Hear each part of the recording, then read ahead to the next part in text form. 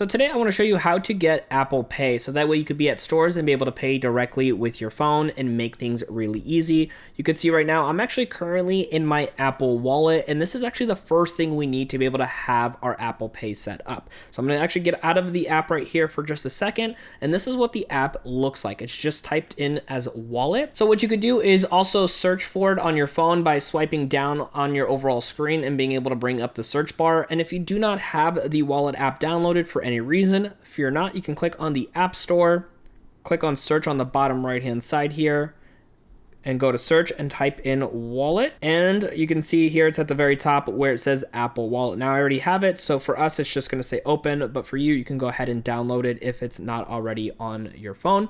And it's going to take you to the Apple Wallet page that looks just like this. Now we of course have a lot of cards on our account. We also have the Apple Cash card, which is allowing us to receive or send money to friends and family members through Apple Pay, as well as being able to use any of these cards in store. Now there's a lot of additional features and benefits to utilizing this, so I actually want to show you how to fully set this whole account up after you have the wallet app downloaded on your phone. Now in order to show you all of those, I actually have a video right over here on screen where I share with you how the Apple Wallet card works and how to get all the features and benefits out of it. So check out that video right over here on screen.